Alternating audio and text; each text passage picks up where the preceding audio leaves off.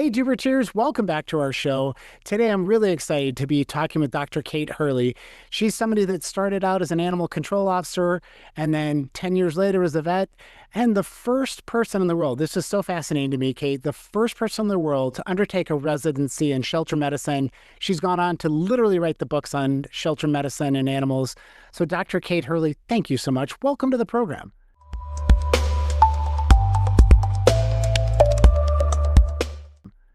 Thanks. It's a treat to be here. Hello, Doobert. Super excited to have you. So tell us a little bit about who you are and what you're doing now, because you've done so much. I've done so much. Should I begin at the beginning or should I begin now? Let's start with talk about what you're doing now, and then we'll kind of back into, how you got down this amazing path. Sure. Okay. I guess I can start like at the beginning and at the end, or like kind of at where I'm at now. But it also goes back to where I was at the beginning, which was first front office assistant level 4, like the lowest level. Okay. Santa Cruz SPCA. It was a part-time job that I had while I was in school. I say I'm one of the few people to get into animal welfare for the money because it paid $4.69 an hour, and that was like $1.30 more than minimum wage at the time. And I was like, I need me that sweet, sweet cash. Yeah, exactly. And then I became, once I graduated or dropped out of college, technically, I worked as a kennel attendant, and then I got a job as an animal control officer. And I did that for 6 years. I actually ended up loving that. And I also had the feeling that we were in the dark. Okay. That there was just like almost no connection between the veterinary profession and animal welfare and animal sheltering at the time. And so we were just dependent on like what the sales rep guy told us about disinfection or vaccination or parasite control. And like the guy from one company would tell us something different than the guy from the other company. And meanwhile, animals got sick. They got sick. We euthanized them because we didn't know how to isolate them. We didn't know how to treat them. 4 times as many cats were coming into my shelter as were leaving alive. So it's just like too young, too old, too whatever. Yeah. Euthanized. Like that was my job. And it just felt like we were kind of out on our own. I mean, not just disconnected from the veterinary profession, but just the beginnings of like the real professionalization of animal sheltering in general, like getting to be with like more conferences and Animal Sheltering magazine and more professional training for front office staff and communications. But that hadn't really reached much into the animal care side of things. So that's where I began. Now I'll take it to what I'm doing now. And I think that like everything that I do is about like bringing different kinds of light to what happens in animal shelters, bringing different kinds of lenses to understand, lenses that are so effective in other parts of the world, like veterinary medicine, so effective, right? Yeah. But other things too, like marketing and economics and architecture, like other things I've been involved with. But like also what I'm working on now is this idea that there's some right amount of animals to have in a shelter at any one time to maximize their life-saving success.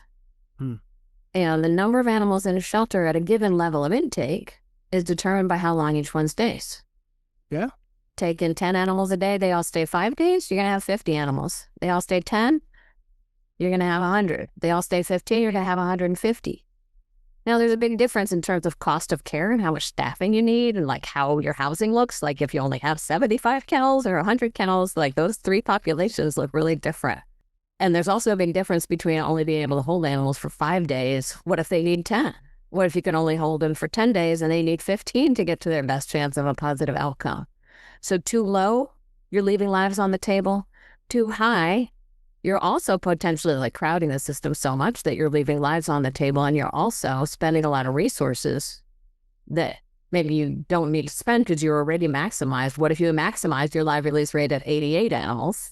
Yeah. And now you've got 127, caring for a bunch of animals that aren't helping you any further, and they're taking away from things you might do to support people, to do more spay neuter, help people who found a dog to get back without having to come into the shelter, help people who found a litter of orphan kittens, whatever else you might do. Like getting it right feels really important.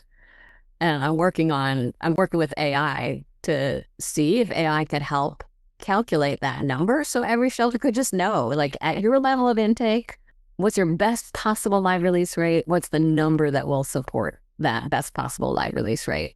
So then you can have all the rest of the resources back to do everything else you might want to do. I think It's that's really complicated, important. but it's interesting. Yeah, because it gives them a North Star, right? It's not saying it's more if you're over or under, right? You're leaving on the table or you're overtaxing.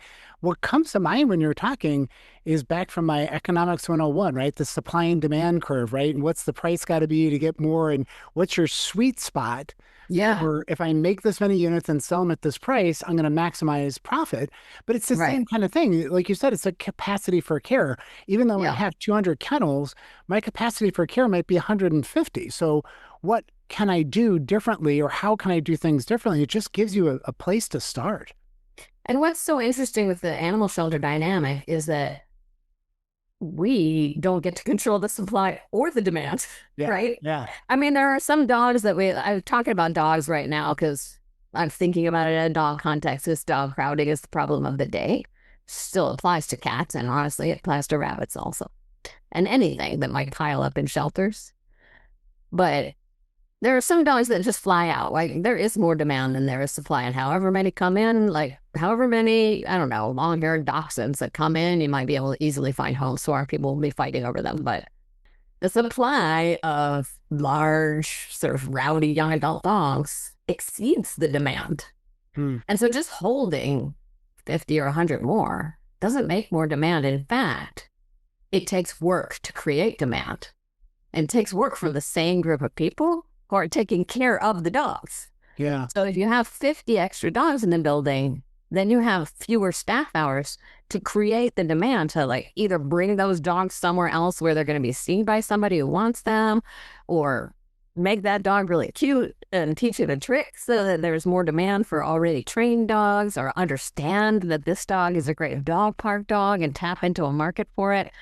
So it's like we don't get to assume demand, nor do we get to control supply often.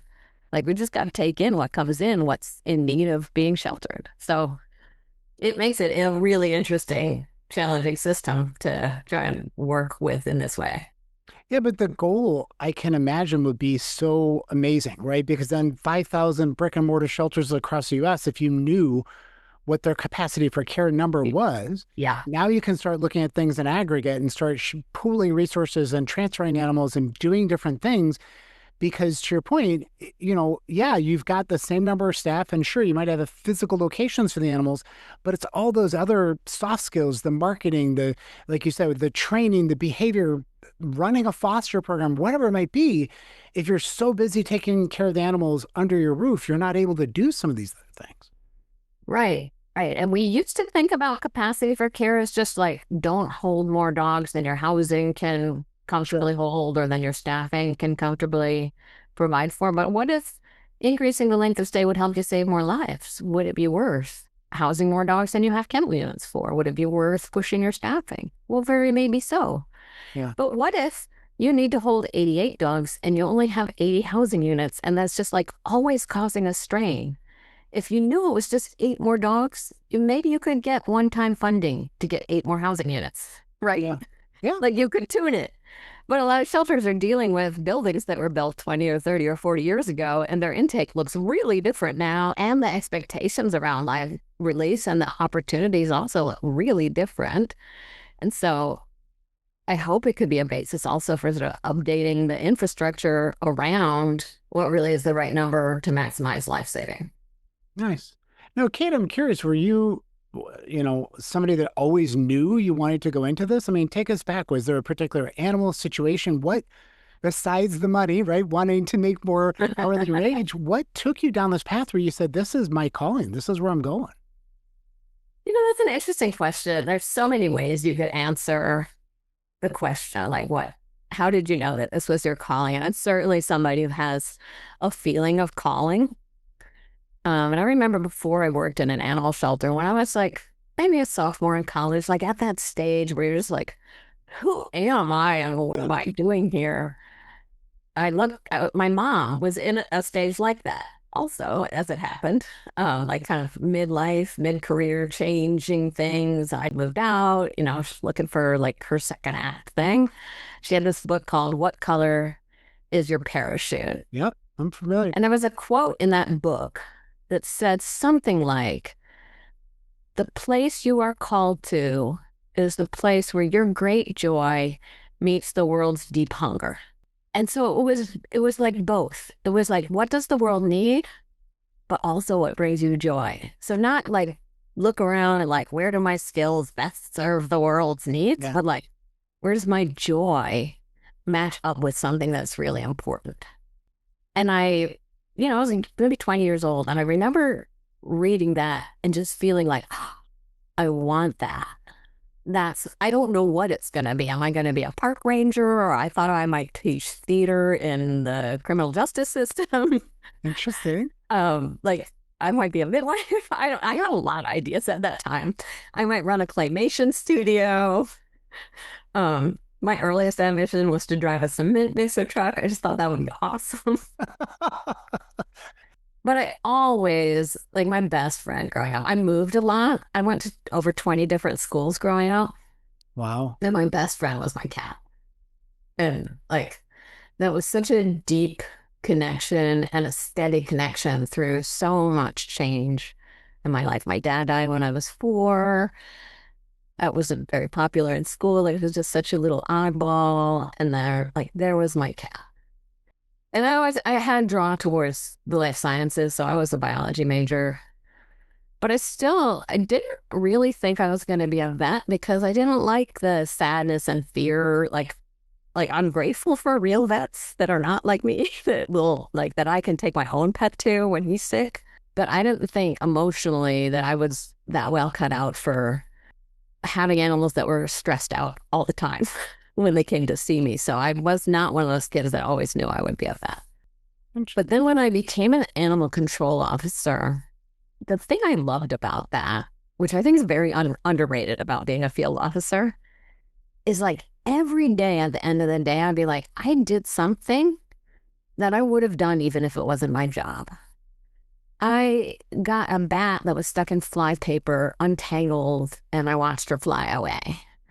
Or I got a dog who was on the median strip of the freeway, safely off the freeway, and now like he's in a kennel with a bed and he's safe. Or, there was a skunk in somebody's fireplace and it was just like causing an enormous crisis. Like I got that skunk out, I resolved that thing, and the person was so grateful. And I was like, I would love to have a life where every day I could do a thing where it was like, if that wasn't even my job, I wouldn't do that thing. And as I was an animal control officer, something that really struck me was just the simple things that spiraled into crisis and animals not having good lives or losing their lives. And it was something as simple as like, person didn't know how to housebreak the dog.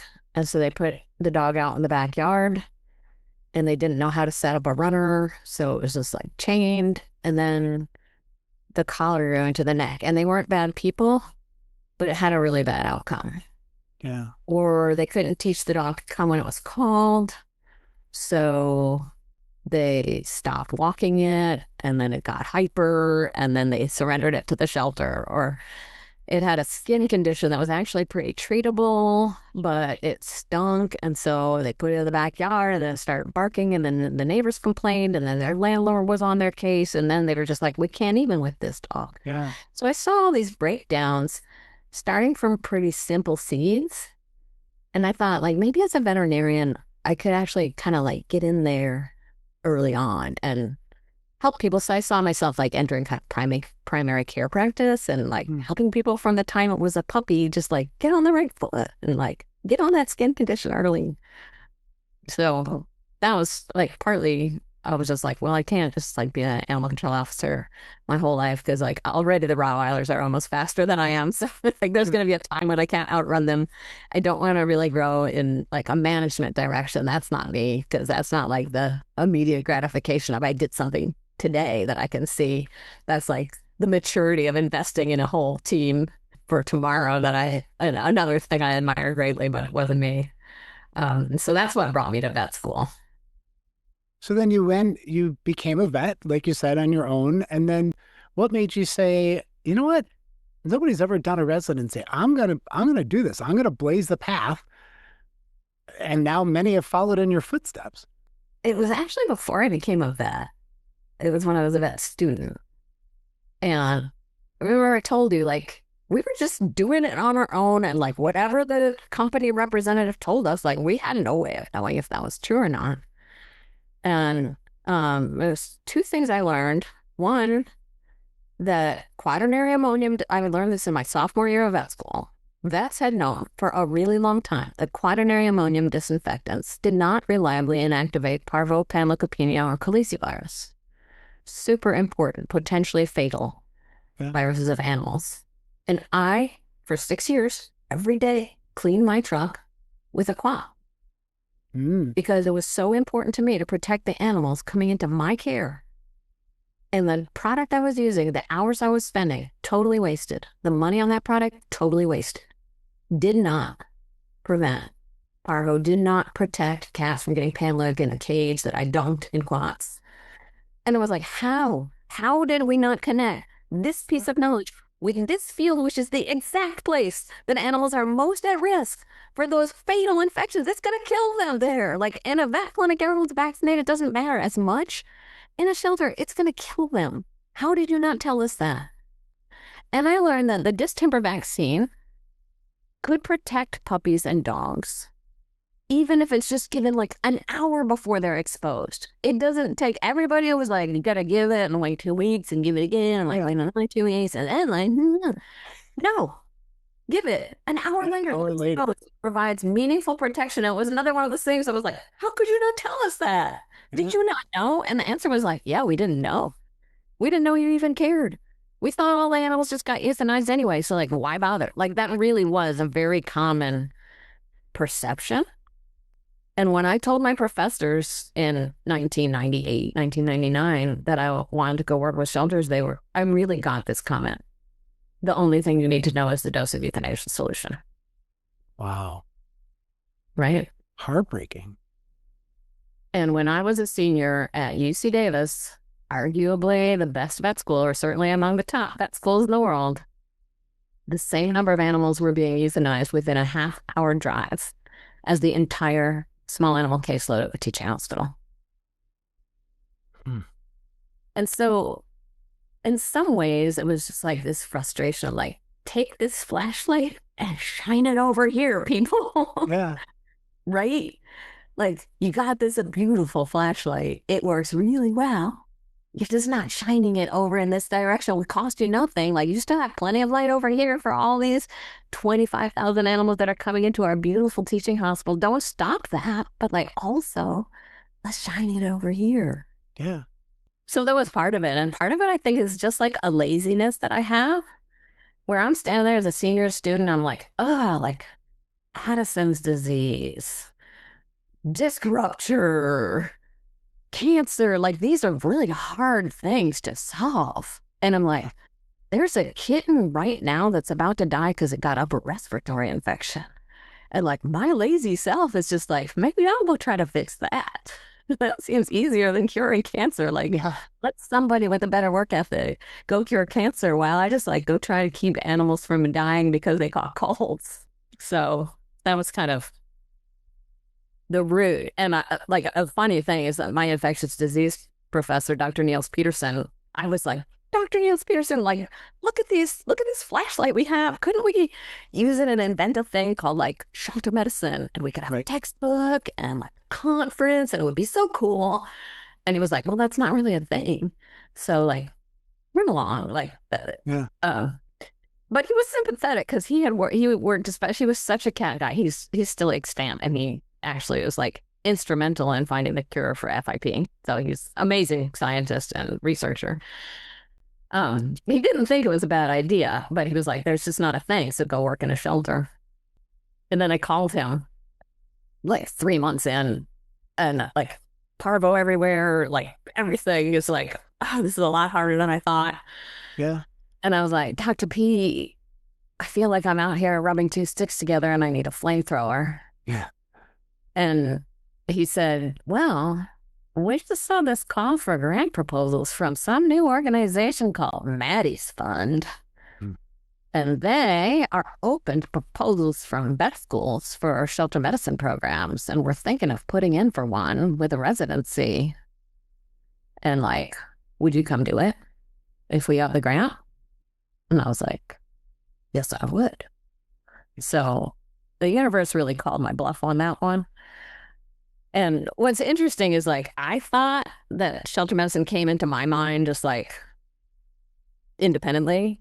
But it turns out like that same year that I was saying that to Dr. Peterson, the first course was actually being taught at Cornell, unbeknownst to me. Like Lila Miller and was working with the team at Cornell and Jan Scarlett, like all of that to actually start teaching shelter medicine. Work was already beginning on the shelter medicine textbook. The Association of Shelter Veterinarians was forming. Like all of this stuff was coming out of the ether kind of because the time was right. And now fast forward, you're running the shelter medicine program at UC Davis.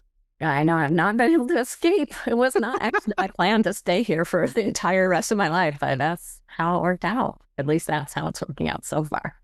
But it sounds like you found your joy. It sounds like you found that perfect connection, like you said. I think I have found my joy over and over in this, actually. Like in the early days when just telling people like, hey, switch from quats to accelerated hydrogen peroxide and you're going to really see so much less parvo was just mind-blowing. And that was so fun. And then like the Million Cat Challenge and realizing like, hey, you know what? Instead of like housing way more cats than you could ever find homes for, like you could just spay and neuter them and put them back. Like it's amazing. And that really worked. And like that was like an ode to Pussy Willow, my first cat, just like so joyous. And then like just even this latest iteration of, I mean, seeing the ASC guidelines come to life, like who could have asked for more than that? Seeing like shelter animals come together and like, oh my God, like there's data now. Like in my day, there was no data. There's not even shelter software. So much that I've either gotten to be part of or gotten to see that's just like any one of those things is so cool. I feel so lucky. Nice. Well, Kate, as we start to wrap things up and come to the end, I've got a lightning round where we like to ask really simple questions just to learn a little bit more about you. So you ready? Sure. What's your preference, kitten purrs or puppy breath? Kitten purrs for sure. I'm not a breath person. Okay, you don't want to smell the dog breath. I got it. Are you an early bird or a late night owl? Early bird. Okay. You know what? You have to be in Sacramento because in the summertime by 10 o'clock it's 1,000 degrees out. So it really helps to get up early. Get up early, get stuff done. Yeah, that makes sense. Yes. What do you like to do to decompress after a hard day? I enjoy doing things that I'm bad at. This is something I realized about myself. And I actually think this can be a superpower. Like get good at being bad at stuff and it really opens a lot of doors if you can just lower your standards for performance. So I'm a terrible same-sex ballroom dancer and I'm on a same-sex ballroom dance formation team, which is hilarious. It's like synchronized swimming, but same-sex ballroom dance. So it's like the cha-cha. And I'm a very bad pickleball player. And I like spending time with my badly behaved orange pets. Nice. Very nice. I love orange pets. Doobert was an orange, and we have two orange cats right now as well. So definitely love the orange cats. If you were to go back to your younger self, what advice would you give her? That is the thing, and I think it's a piece of advice that I try to give myself now, which is like, you never know. And not just to my 24-year-old animal control officer self, who's just like trying to, again, like rubbing two sticks together and not knowing that like later on, someone would invent accelerated hydrogen peroxide and I would have a flamethrower when it comes to disinfection, right? Like, and at a time where like cats were being euthanized 75% at shelters across the United States, and then just had gone on for decade upon decade upon decade, and then just like return to field and community cat programs and like kitten diversion. It was just right around the corner, and we didn't know. And just like knowing that was like a veil between us and these solutions that would turn out to be so win-win and so impactful. And so it's like you might not even know what the solution is, but don't assume there isn't one. And even at this time where, in some ways in animal welfare and in some ways just societally, like things feel really tough. But to remind myself that there might be 100-year-old version of myself who might want to look back and say, like, you didn't know, but don't assume that things can't get a lot better, because maybe they can. Just keep reaching, keep asking questions, keep asking, like, why can't we, or what if we tried this or tried that, and keep trying to tiptoe forward, even if you don't know, like, that there will be a residency in shelter medicine, or somebody will fund that grant proposal, or like somebody will invent a community cat program, or whatever else it is that's needed for this idea to continue moving forward. Nice. My last question for you is, what do you want your legacy to be? You warned me you would ask that question, so I actually thought about it a little bit. And I was like, can I ask for anything more than that I got to help co-create a whole new field of veterinary medicine? I don't think so. You've already created your legacy. But I guess if I wanted to, like, even more broadly, it would be the shelter staff, like those people that are doing such hard work, often in really hard conditions, for not a lot of money. They don't feel like they're in the dark. That a light is shine. Like every kind of light we have to shine on that, we shine. We shine to that system that is doing such important work, and the people and the animals that are in it and making it function. I love that. Kate, thank you. Thank you for coming on. Thank you for talking to me. Thank you for everything you've done thus far. There's still more to come. I'm super excited to see what you're going to do with AI, and I just really appreciate working with you. You've inspired me to create things at Doobert, and I just learned so much every time I talk to you. So I appreciate you coming on. Thank you so much for inviting me. This has been really fun.